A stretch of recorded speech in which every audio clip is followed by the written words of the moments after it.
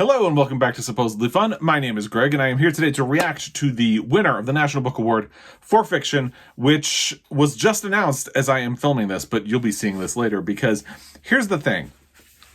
We're going to get to it, but I have been spoiled by time zones because when they announced the winner of the Women's Prize and the Booker Prize, evening in the UK is afternoon where I live. So it's pretty easy. I don't want to say easy, actually, but it's usually possible for me to film, edit, and upload a reaction video to those prizes on the same day. In the past, I have managed to do the same for the National Book Award. But the problem is, evening on the East Coast is only 2 hours ahead of where I am in Mountain Time. So the ceremony just ended, and it's 8:15 where I am, and my entire evening has been the book award, which is fun, but I have Teddy, a dog, who's literally running circles around me because he feels like he's been neglected. So I'm going to post this tomorrow, but I'm going to film it now. Anyway, the winner of the National Book Award for Fiction was Blackouts by Justin Torres. This, you know what? I'm going to blow my own horn here. I saw this coming. When I did my shortlist reaction, I said I thought Blackouts had the best chance at winning. It felt like the type of book that the National Book Foundation would really gravitate toward. And, you know, I was right. And it just felt like the book that most fit the bill for what the National Book Foundation does. They love sort of experimental books. You know, in the past, they've had Interior Chinatown, which was a novel told in the form of a screenplay and things like that. So it really just felt like the type of book that they would respond to. And here we are. Blackouts is the winner. I have not read it yet, but I am on a hold list at my library. The audio was available to me, but it felt weird because from everything I've heard about the book, it is a very visual text. So I actually texted a friend and said, would it be absolutely crazy to listen to the audio of the book? And he said, yes, it would be crazy because you kind of need to be able to see the text of the book as you read it. So I have been on hold at my library. There are, I believe, 4 people ahead of me. So I'm hoping that I'm going to get a copy of the book soon. It is one that I would like to read. I was a little nervous when I did my reaction to the long list and the short list. Anything that is slightly experimental is something, well, not anything, but it's something that I tend not to respond to as a reader. I can appreciate it. Sometimes I like to challenge myself by reading books that fit that mold, but it tends not to be something I enjoy as a reader. And that's just, you know, the way it is. It's good to, you know, push the boat out and try to challenge yourself sometimes. And I think this is definitely a case where I will do that. But, it did make me hesitate in the beginning. And now that it wasn't a book that had been released when they announced the long list, I think it might have been released by the time they did the short list. I can't remember when that was compared to the actual announcement of the prize now, but it has been released now, and the people who have read it have had really good things to say about it. So it is something that I'm really excited about. Really quickly, let's talk about what the book is about if you are unfamiliar. I will link the actual National Book Awards ceremony on YouTube down below, and I will also link the National Book Award website. Here is the text that they have about Blackouts from the publisher on their website. Out in the desert, in a place called the Palace, a young man tends to a dying soul, someone he once knew briefly, but who has haunted the edges of his life. Juan Gay, playful raconteur, child lost and found, guardian of the institutionalized, has a project to pass along to this new narrator. It is inspired by a true artifact of a book, Sex Variants, a study in homosexual patterns, which contains stories collected in the early 20th century from queer subjects by a queer researcher, Jan Gay, whose groundbreaking work was then co-opted by a committee, her name buried. As Juan waits for his end, he and the narrator trade stories, moments of joy and oblivion, and resurrect lost loves, lives, mothers, fathers, minor heroes. The past is with us, beside us, ahead of us. What are we to create from its gaps and erasures? Inspired by Kiss of the Spider-Woman, Pedro Paramo, Voodoo Macbeth, the book at its own center, and the woman who created it, oral histories, and many more texts, images, and influences, Justin Torres' Blackouts is a work of fiction that sees through the inventions of history and narrative. An extraordinary work of creative imagination, it insists that we look long and steady at the world we have inherited and the world we have made, a world full of ghostly shadows and flashing moments of truth. So you can see in all that, it does sound a little bit dense, a little bit complicated. I can absolutely see why this is something that would not play well on audio. But if you've listened to the audio of this book, I would love to hear what you thought of it down below. I feel like I'm going to wait for my library hold, which is going to be annoying because I kind of want the book now. But yeah, I think it sounds really interesting, but you can see how it sort of plays with that sort of experimental line. It seems a little dense and complicated. Justin Torres wrote a book called We the Animals that I have heard really great things about, and I have actually had somewhere on my TBR list to get to. I don't own a copy of it, but it has been something that I would like to get to for a long time, and hopefully at some point I will. I'm going to start with Blackouts since there's an actual immediate reason to do so, and I feel like I would definitely loop around to We the Animals, but all that assumes it depends on whether or not I enjoy Blackouts by Justin Torres. It's going to be interesting because there are a lot of heavy hitters for the Pulitzer, and I feel like the fact that Blackouts has won the National Book Award is probably a bit of a strike against it for the Pulitzer, because the Pulitzer tends to want to reward things that don't have the fingerprints of other prizes on them. So it'll be interesting to see. The last time the Pulitzer Prize went to a book that had won the National Book Award was The Underground Railroad by Colson Whitehead. And that book really, to me, just felt like a steamroller for that year. It was the obvious choice for the Pulitzer and for the National Book Award. And it's not surprising to me that that's the last time the winner of both prizes matched up. And I think it takes something like an Underground Railroad for that to become possible. I don't know that Blackouts is there. I feel like there is too much strong competition this year from the Heaven and Earth grocery store, which was not a finalist for the National Book Award, for Let Us Descend by Jesmyn Ward, who had won National Book Awards for fiction for both of her previous novels, but who was not even on the long list this year. Point just being, there's a lot of competition for the Pulitzer, so I don't know. I'm going to say I don't think it's going to happen for Blackouts, but we'll have to see. There's a lot of time before they announce the Pulitzer Prize, and it'll be just sort of interesting to see. Let's briefly talk about the books we say goodbye to, the books that were on the shortlist, which did not make it to the podium tonight, and then we'll talk a little bit about the ceremony itself. And the first book that was on the finalist list that we say goodbye to because it did not make it onto the podium is Chain Gang All-Stars by Nana Kwame Adjei-Brenyah. I think that is a book that has been outdoing expectations for what it is, and really has a good shot at appearing on some more year-end best lists. I don't know if there's Pulitzer potential there because of the type of book it is. I think that's where it's going to stop. I think the Pulitzer is a little too stodgy to reward something like Chain Gang All-Stars. The National Book Award is a little more hip, a little more with it, and like I said, it can be experimental. It likes to toy around with the idea of including other genres, so I'm not entirely surprised it made it onto the National Book Awards list, but I think it'll be a tough sell for the Pulitzer Prize. And then there is Temple Folk by Aaliyah Bilal, which I read, and actually I was sent this copy of the book by Aaliyah Bilal. She reached out to me and asked if I would read the book, and I had actually already decided that I wanted to read it, so she sent me a signed copy of it, and I read it, and I did like it a lot.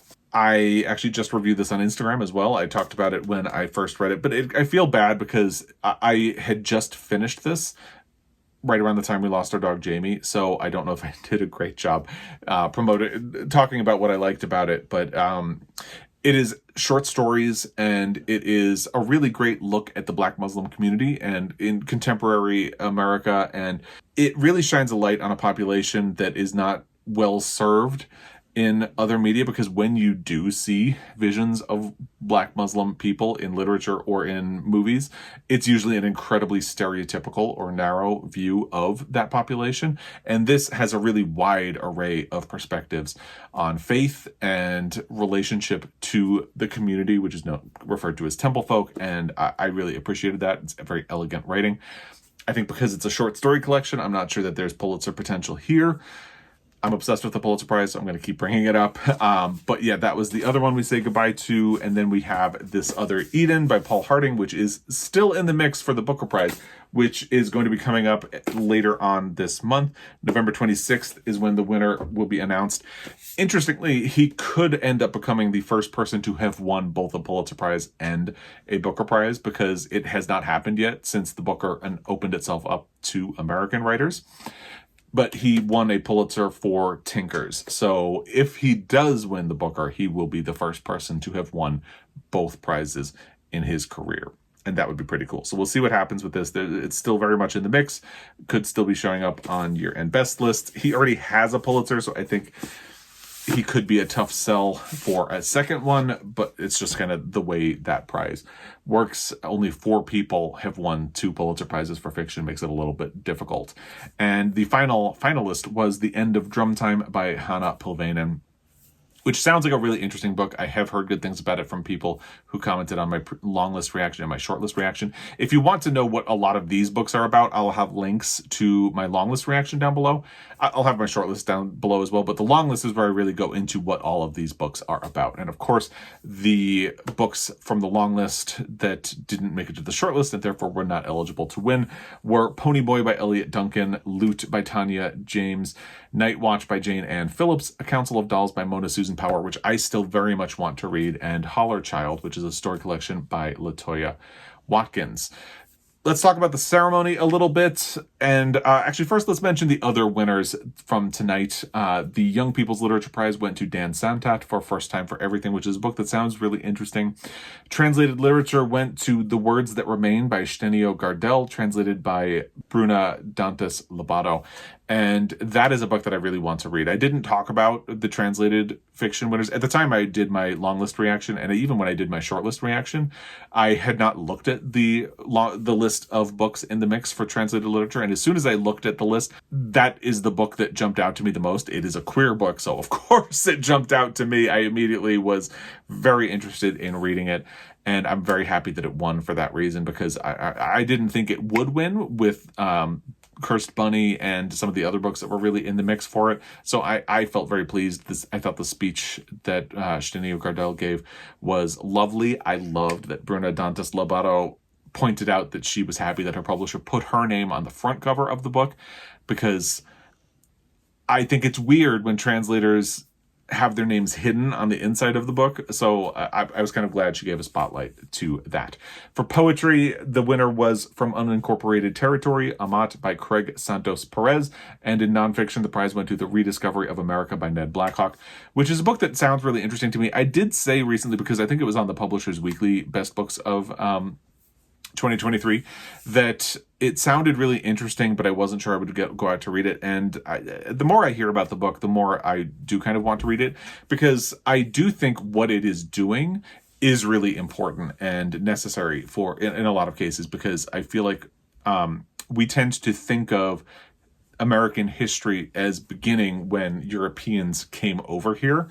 And obviously, American history goes way back, because there were people who were already here. So I love the idea of recentering American history on the indigenous people who were here and their stories and what has been done to them. And I might actually seek out that book. The more I think about it, the more it does seem like something that is pretty urgent and important, and like I should actually read it. The ceremony was a little glitchy watching online. The sound kept cutting out, and I thought it was my internet at first, but other people were commenting in the chat that it was happening to them as well. So that was a little bit annoying, but it was a great ceremony, and it really played to the strengths of the National Book Award, which is a very diverse organization that really fights censorship. They've had a tough year, and I'm not going to really talk about the controversies that they've had this year or the troubles that they've had, because they are relatively minor things. But I'm willing to bet that the people who work for the National Book Foundation are ready for 2023 to just be over already, because they have had a stressful year between showing support for the strikes from the writers and actors in Hollywood, which ultimately led them to uninvite their first host, which was Drew Barrymore, because she crossed the picket line and wanted to restart her talk show. And she had two writers on her staff who were members of the Writers Guild, and it created a conflict, a lot of controversy for Drew Barrymore. So the National Book Foundation decided to stand with the Writers Guild and the Screen Actors Guild and uninvite her from the ceremony. She later apologized and decided not to restart her show until after the writers' strike was over. And then there was, just in the last few days, more controversy about a sponsor dropping out because many of the finalists had decided to make a statement about what is happening in Israel and Gaza right now.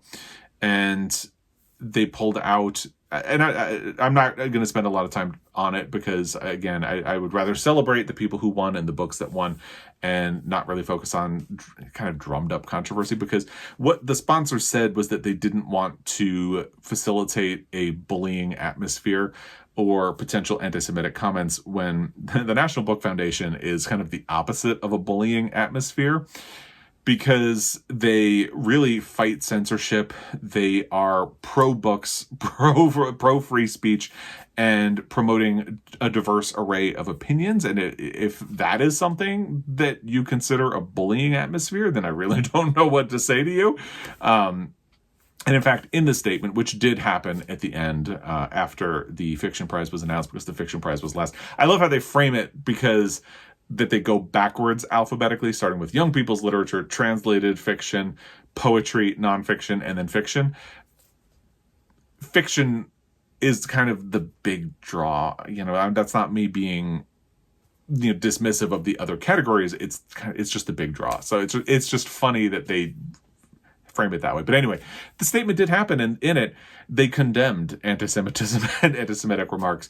So ultimately, it was kind of a whole lot of mess over nothing. Really, it was just a plea for peace and understanding.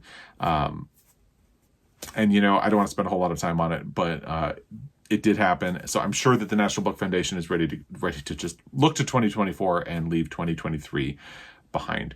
There were great comments from LeVar Burton, who has always been a champion of literacy, going all the way back to Reading Rainbow.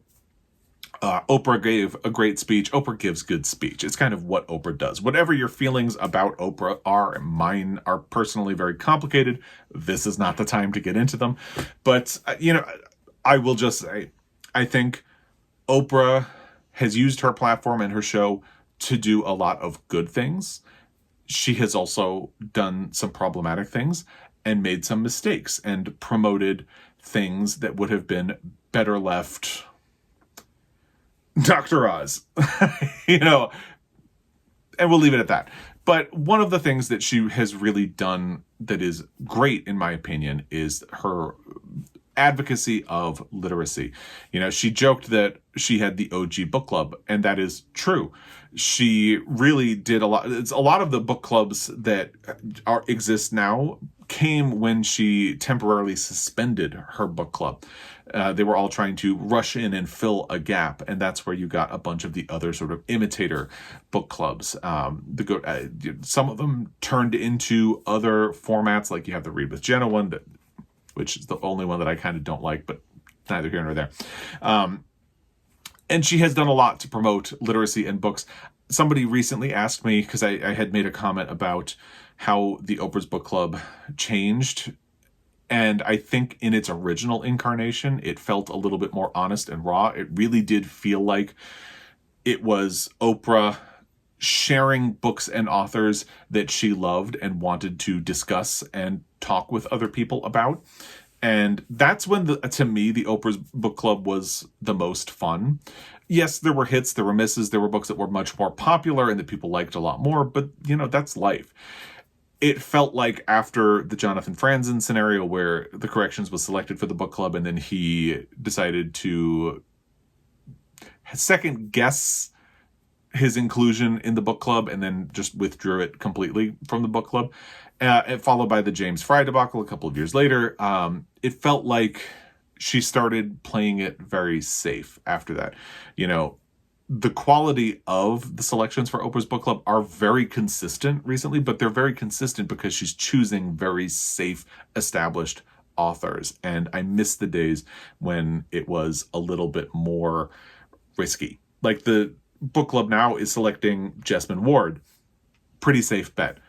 Demon Copperhead was an Oprah's book club pick. Pretty safe bet. You know, that's what it is now. And I kind of miss the days when it was what it used to be. But anyway, she gave a really great speech about the power of literacy. And I really loved and appreciated her speech and a lot of the comments that LeVar Burton made. I loved when LeVar Burton said that he had been talking to Oprah earlier during a photo opportunity and said that it was really powerful to him that two people who were descended from enslaved people are now beacons for literacy in America. And that is really powerful and really cool. And I love that. And she spoke about how the first time she read I Know Why the Caged Bird Sings by Maya Angelou, it gave a voice to her for situations that she had been through, abuse that she had suffered. She had been raped as a 9-year-old. And that is the power of literature and why it is important not to censor literature and why book banning is so dangerous, because literature gives you a voice. It allows you to understand things about yourself, but it also gives you context and helps you understand that there are other people who are like you out there in the world. I can say that for sure because I struggled with myself and whether or not I should come out of the closet. And, one of the things I did, and I talked about this recently about the book Maurice, I turned to literature when I was starting to think about coming out of the closet myself. And it was hard at first because a lot of the early literature about being queer is really depressing, but I found Maurice and it gave me hope. It gave me power, because a lot of the things I was concerned about were the idea that I would never have a family, the idea that there would be no place for me and that things were going to change. And that was scary. And Maurice really gave me courage to pursue my truth. And that's what literature does. But it also teaches you about other people and helps you understand people who are not like you. And I love that. I mentioned recently in my Interpreter of Maladies Pulitzer Prize deep dive that the first time I read Interpreter of Maladies, I was like 19 years old and I didn't know what a salwar kameez was. In one of the stories, a married woman paints her hairline vermilion. I didn't know that was a thing. I didn't know why she did that. So, the internet didn't really exist. And I had a bit of a sheltered existence, I guess you could say. Literature teaches you about people and places and things. And it teaches you empathy because you understand, and it takes you to places, but it also reveals truths about you and about other people. And that's powerful and it is worth protecting. And I am really glad that organizations like the National Book Foundation are there in the trenches fighting to protect literature and to keep it sacred and to prevent book banning from happening. Because if you don't have access to information, you might not learn about yourself. And that would be terrible. Like, imagine how painful it must have been for Oprah to think that she had suffered something alone and that she was in silence and that she didn't have the language to understand what had happened to her, and then being given that language. It's a beautiful thing. Access to information doesn't necessarily change who you are, but it can empower you. And I think that is what is important about it and what is worth protecting. And again, I am just thankful that there are organizations like the National Book Foundation that exist to fight to make sure that future generations and people existing right now in the world continue to have access to information and stories that will empower them to go out and make an impact on the world. And it's a good thing. So I am excited about Blackouts winning the prize. I kind of knew that it was. I think they had a good list this year. I liked This Other Eden. I didn't love it. I did like Temple Folk. I am probably going to read Chain Gang All-Stars at some point. I don't know if I'll manage to get to it before the end of the year. The end of Drum Time really did sound interesting, and I am hoping to get to A Council of Dolls off of the long list. So again, the National Book Foundation put a lot of really interesting books in my path. And even with The Rediscovery of America by Ned Blackhawk, the fact that they have kept that book in the conversation helped me get past my initial thinking, which was like, that sounds like a really great book. I'm glad it's being recognized. I don't know if I'm going to read it myself. They kept it in my mind long enough for me to say, you know what, that sounds like something that would be really important for me to read. So hopefully I will get around to doing that. And I am so glad that they put the words that remain in front of me, because I am hoping to get a copy. I requested a copy at my library. They have not responded to that request yet. I'm kind of hoping that they're going to come through, because the audio, for whatever reason, doesn't actually come out until next year. So that's not even an option. It's just the book right now. So if my library doesn't come through, I might order a copy of that book, because it sounds really good. So another successful year with the National Book Foundation, and looking forward to what happens next year. The Booker Prize is coming. I'll have my link to my short list reaction from the Booker Prize down below.